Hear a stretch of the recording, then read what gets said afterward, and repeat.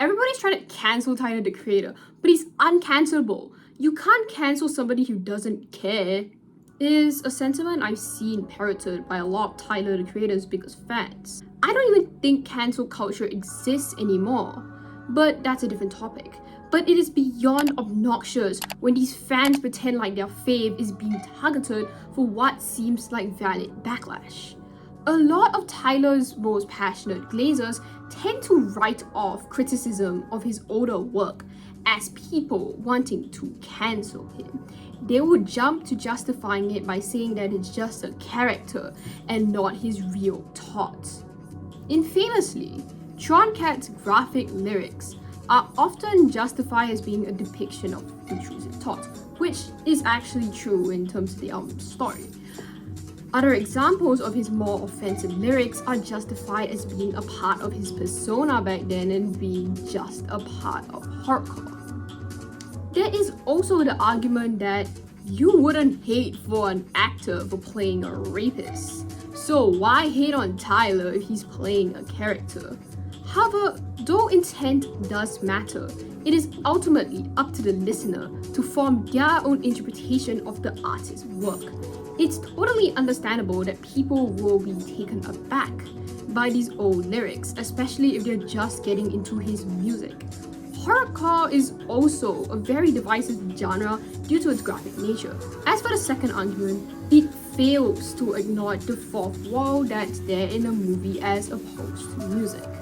When you watch a movie, you're preconditioned to assume that the actor is just playing a character. However, you're more likely to assume that an artist's songs is a direct extension of their true thoughts and feelings. His work also being self-produced and written, though impressive, also does add to this. And I'm well aware that he's grown past this old edgy era of his. His personal growth has been wonderful to see, but it feels like his fans haven't. You see a lot of them making jokes about how problematic his older music was. Wow, I bet the new Tyler fans would get offended by these lyrics about rapping and murdering people. Isn't it so funny how he used to be homophobic and now he's bisexual? And the Tyler fans who aren't a fan of his older stuff are often accused of being woke, wow, the horror, or not being real fans. Newsflash, you don't have to like all of an artist's music to be a real fan. The concept of being a real fan is also beyond stupid, because for as well as I know, anybody who likes an artist's music is a fan. Are you guys a fan base or a cult? There's also the argument that Tyler may not have grown as much from his old self as he presents himself to have. Back in the Chromacopia era, he was under fire with Taylor Swift fans for this lyric of Fish. Now, this isn't a straightforward situation. Tyler had overtaken Taylor on the charts at the time, which had motivated the backlash from Swifties. Taylor Swift fans were being really racist to him, and he had called them out for that, justifiably so. Now, the issue here was that he said, oh, I don't give a fuck, bitch. They're gonna bring out the old me in response to the hate. Which made me question, even at the time, if he'd truly grown past his old self, would he feel comfortable saying that he'd bring the old him back? Even if he just said that as a joke? It is also possible that he said that because he was lashing out, and that statement isn't some accidental admission of a lack of remorse for his actions. However, it is still suspect. I believe him and Eminem's fans have an overlap in that regard.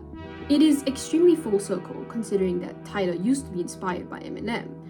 Their fan bases are both predominantly white men who look at these artists as a proxy to edginess, an outlet for them to express the worst parts of themselves without judgment. Tyler the Creator acts as the cool guy for these devout fans.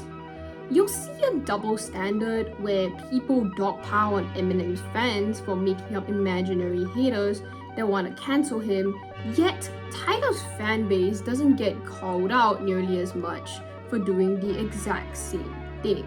I think the former are much easier to make fun of as they're seen as out-of-touch millennials, and Eminem's reputation is also plummeted. It is much easier to make fun of a 30-year-old clinging onto the past of Eminem's glory days than it is to make fun of Tyler fans doing the exact same thing, as Tyler the Creator is more popular than ever right now. Some of Tyler's biggest fans are also not very knowledgeable on other rap artists or listen to him as an exception to their regular taste. My hypothesis is because Tyler's later work blends a lot of R&B and has popular elements which appeals to an artsy crowd. There is this infamous meme of white neurodivergents who either don't like rap music altogether or don't like rap music but will happily listen to an Eminem or an NF. And I've recently seen Tyler the Creator being one of these token rappers for these type of people. And as a result of this lack of knowledge of rap music outside of Tyler the Creator, you will see this influx of people really overhyping his abilities and saying that he's a top-tier lyricist when he frankly isn't. Now, every fan base has their glazers. My fan bases that I am have a lot of glazers. But I will see people when Tyler the Creator isn't mentioned in a video or Tyler the Creator isn't winning on some best rapper poll getting extremely mad. And you know who else also gets extremely mad when their favorite rapper isn't mentioned or isn't gassed up or isn't winning a poll? Eminem fans. Similarly, they're also very non-receptive to criticism of him even if it is completely valid, and also tend to get very defensive. There are smaller sections of Tyler's fan base which I also have issue with. The fashion bros that copy all his outfits and then post themselves to Tyler songs and dress exactly like him, for example. I know Tyler has had a great impact on streetwear, but it is tiring to see the exact same tree fits again and again and again.